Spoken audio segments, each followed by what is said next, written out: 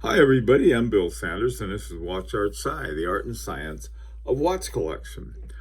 Today, what I want to do is to take a look at Vacheron Constantin's entry-level watches, and it turned out to be a little more complicated than I thought. A couple of years ago, Vacheron Constantin came out with a watch called the 56. And there were actually three different types of 56, maybe four different types.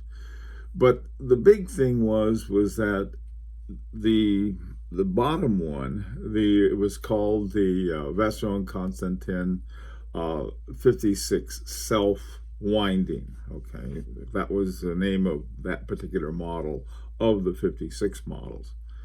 Okay, well, what it was an automatic, and the with a 22 karat gold rotor and so forth. It was a nice looking watch.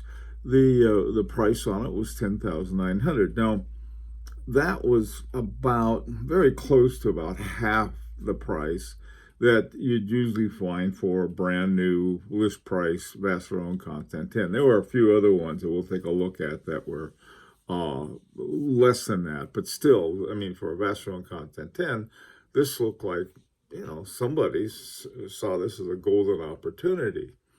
And the watch itself it's got center seconds and a very small date window over at 3 o'clock. So it was a sort of a basic dress office watch, I would say. Look at it. And the self-winding came in four different models. The basic model was in silver, and then I think this year or last year it came out with a blue, and they were both 10,900.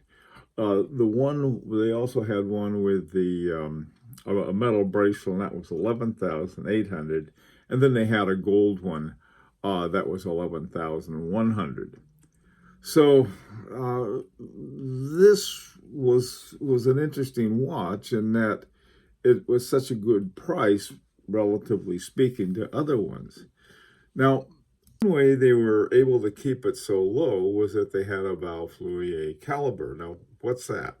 Well, the company that owns Vacheron Constantin is called Richemont, and it owns a lot of very important watch companies such as A. Lange, Jason and some other ones. Cartier was another. Well, what they decided to do was that Cartier had developed this caliber called the 1904, Cartier 1904. And they produced it at they put together a new movement plant, Richemont did. And they thought, well, we're going to start making movements. We're going to get a really good movement like the Cartier 1904. And we're going to make movements for not just one watch, or certainly not one model of a watch or a brand, but for a number of different ones. So this was the first attempt that they did on this. And two of the watches they had using a Cartier, it was originally the Cartier 94, and the Vacheron Constantin was called the 1326, but they had essentially the same architecture. Now, from what they said is that the Vacheron Constantin eyebrushes went to Vacheron Constantin for finishing, and they would put them together there and do all of the testing, the regulation on them. And then the ones for Cartier went to Cartier. Well, the problem, if you call it a problem, is that the Cartier, and again, we're talking about stainless steel watches. The Cartier was called the Cartier Drive de Cartier, was listed at $6,250, but the street price was under $5,000. Now, that's like half, less than half, of the list price of the Vacheron Constantin 56 self-winding. And the this was something. I mean, I don't know why. To me, I don't know why. If I wanted to get a 56 because I like the movement and I'm big on movements, I'd pay half as much and get a Cartier drive to Cartier. Now, a style, yeah, I sort of like the Vacheron Constantin style better, but not $5,000 better.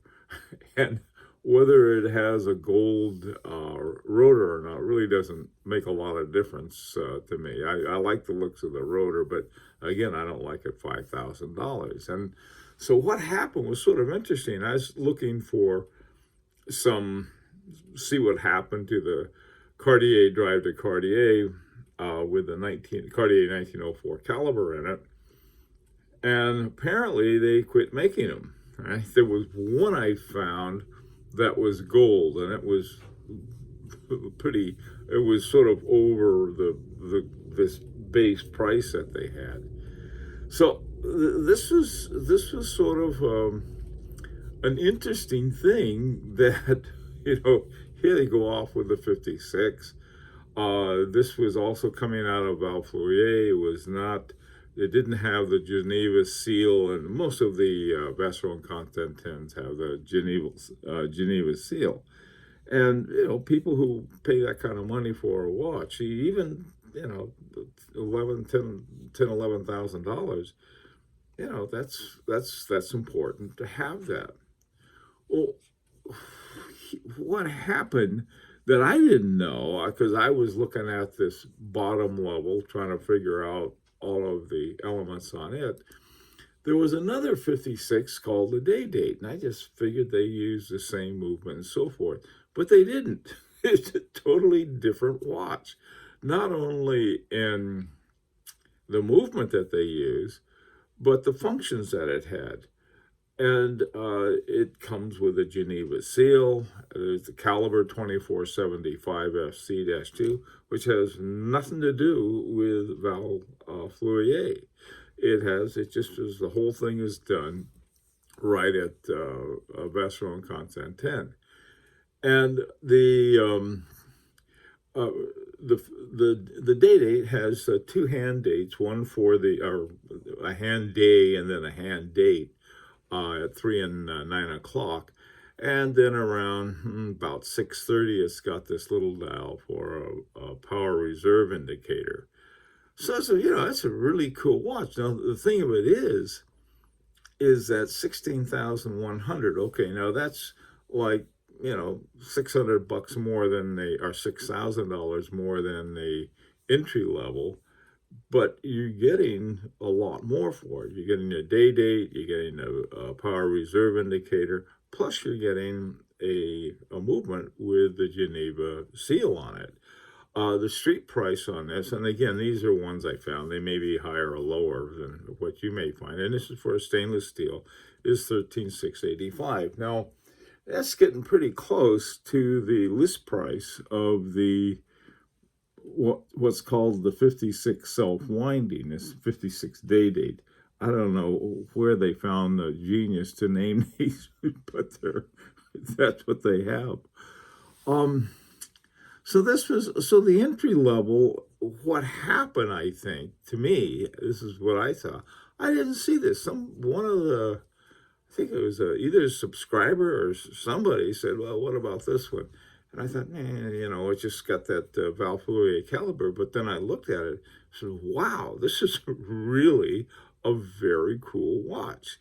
And the price is around entry level for this level of timepiece. So I thought that was pretty cool. Now, there is one more watch that I've talked about before, and I was like, that was sort of, I guess, at one time before they came out with the 56, was the entry level.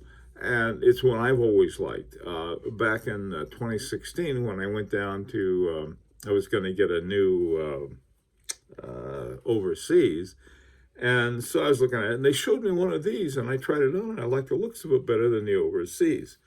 And It had the same caliber. It's caliber 5100, and I read a lot about that. And that was a beautifully developed caliber by Vacheron Constantin. And so I've always kept an eye on it, and I've always sort of been tempted to get one. And so I thought, well, I'll go out and take a look, maybe see what they've got in terms of, maybe on the pre-owned market. There weren't any. These things, I got a feeling people get a hold of one of these. They don't sell them. There were some, I think, from, they were like the gold ones or something, or the more expensive ones. I think there were only 2 or 3 that were available that I found. But wow, these, and now you can get the street price I found was $12,385, which is very, very close to the 56 with the movement by Val Fourier. This one, the movement to 5100, has the Geneva seal, same movement as the overseas. So this is another, to me, it's always been a really, really great deal. They come with 2 straps. They come with a rubber strap and a gator strap. They don't show the rubber strap. The rubber strap is, if you want to take it out and you're running or working out or something and you don't want to chew up the gator strap, that's what you do. Probably, I guess you can't sell gator straps in California anymore, so probably have a leather strap or something for California. I don't know how far, any place else.